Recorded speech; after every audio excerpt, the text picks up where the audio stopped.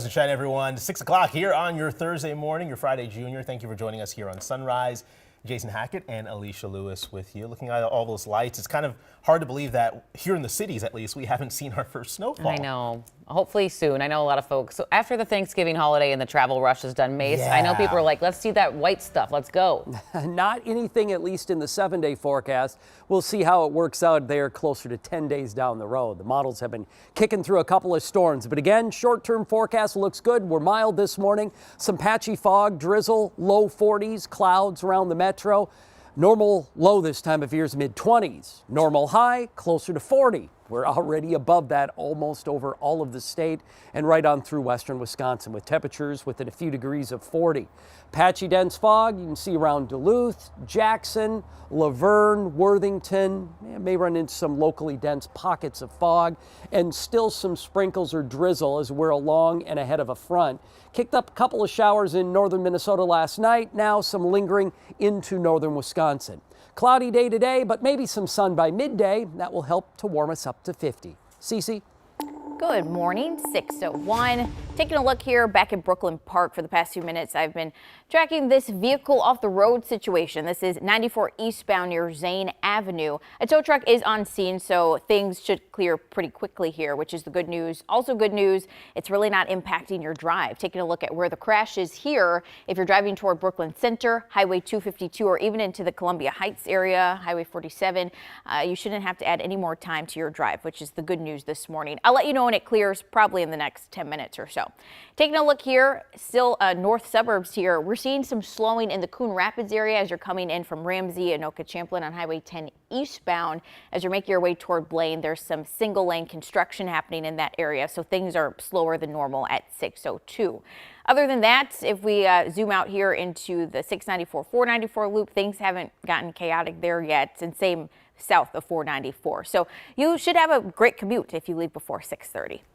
Thanks for the advice. Appreciate it, Cece. We'll check back in a little bit. Well, this morning we are 6 hours in to Give to the Max Day. Minnesotans, the very generous Minnesotans, already donating more than $10.3 million to so many local organizations. That's hundreds of thousands more than we first came on air this morning, which is incredible. Yeah, and for a lot of people, this couldn't come at a better time. Michelle Beck joins us from Plymouth, where one coffee shop is inviting people to help. Good morning, Michelle.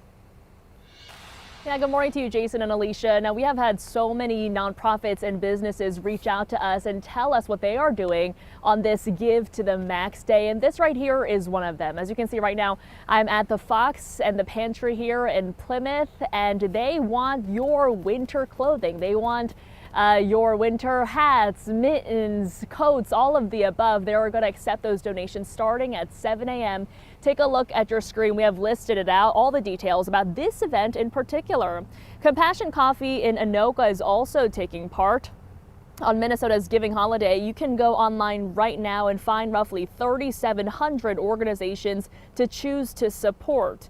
The CEO of Give MN tells me this is a crucial time to give. She says 1 in 3 organizations have been impacted by federal funding disruptions like the government shutdown, stop work orders, and grants being pulled. And that's significant because federal contracts and grants typically have provided a really reliable source of funding for nonprofits around the country. But that, to me, invites individuals to step up and help power the causes that we care about most. Yeah, and she went on to say that it's super interesting how, yes, there are 1 in 3, again, organizations experiencing these funding disruptions, but at the same time, there's a similar number of people who are committing, who are saying they are going to increase their giving this year. So very encouraging news here this morning. Back to you. Love to hear that. And if you were planning to give $1, $50, whatever you can give, today's the day to do that because, like Michelle said, this is the day they amplify those donations. Michelle, thanks so much. And one of the organizations participating in Give to the Max Day is Hope for Youth. That group is dedicated to ending youth homelessness. And tonight, they're also looking to raise money during their Out of the Cold event. They're going to have donation drop-off sites today where you can donate money or bring in essential winter items like winter coats, and also non-perishable foods and hygiene items. They're going to be set up at the Anoka County Sheriff's Office in Andover and the Hope for Youth Center in Anoka from 4 until 7. Developing right now, we're still waiting to hear back from ICE officials on how many people were detained during their raid at Brotex paper facility in St. Paul on Tuesday. But this morning, the families of those detained are speaking out. Jesus Trejo says that his dad and uncle were two of the detainees on Tuesday. Jesus tells us that both of them are undocumented and are being held at the Sherburne County Jail. ICE officials say that this raid was part of a federal criminal investigation, but has not provided any further details. Jesus says ICE informed his dad he will not be released back into the United States, and all of the attorneys that they contacted say that there's nothing they can do to help. I never had my actual father my whole life since I was young. Never been in my life, and him to me he's the father that God gave me, and now he got taken away. Well, now I've lost my dad twice. Jesus and other family members of other detainees say that 14 people were detained. Again, ICE has not released official numbers. Time now 6:06. All eyes are on the DOJ this morning as we take a live look at our nation's capital. The department getting official directive to release all files related to convicted sex offender Jeffrey Epstein. President Trump put pen to paper just hours ago, writing in a Truth Social post that he signed the Epstein Files Transparency Act. Attorney General Pam Bondi says her office has already made thousands of documents public, with more coming in the next 30 days. We have released over 33,000 Epstein documents to the Hill. We will continue to follow the law with maximum transparency while protecting victims.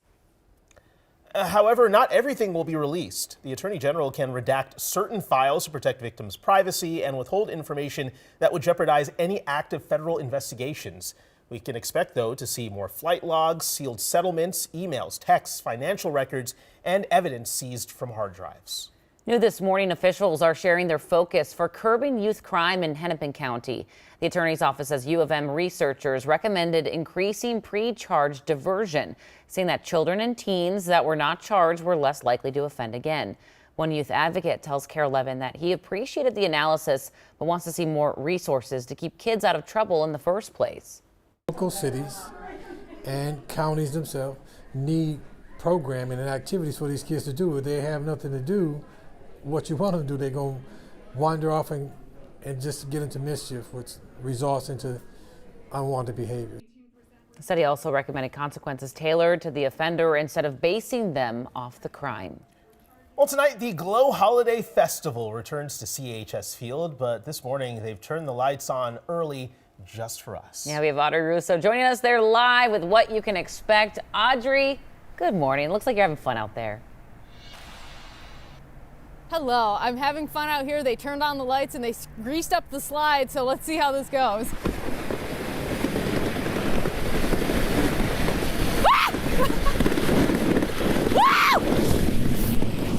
Okay, I tried to do no hands and that was a really bad idea. I panicked.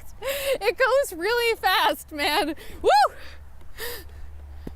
So I think my photographer might have to stay down there because he's pretty in the inner tube. But yeah, that was the slide here at Glow Holiday Festival. Goes really fast. Hold on, both hands, no head first type situation. But yeah, it opens tonight and it runs through January 4th. There's all kinds of things to do and to see here. We've seen the Royal Court so far. We've seen the slide. There's a carousel that I'm going to try my hand at. That might be a little lower octane, maybe good for me after doing that.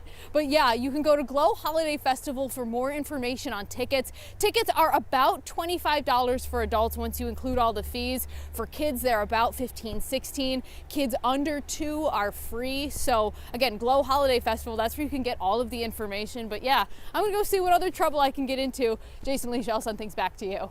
We applaud you. And Dusty, photojournalist Dusty's stuck in the tube right now. Yes. And he went backwards to film did. that. You guys are amazing. Stuck in the tube, man. Brave of you to do that on live television. Audrey, we appreciate you. Thank you. And help Dusty out. He And get into more mischief. Yeah. I love this. probably needs to get out of that inner tube there. Yeah, I'm gonna give you a hand. Okay. All right. We'll check in with you soon. Thank you very That's much. teamwork. Love Right there, that. Mace. Yes, always teamwork right here.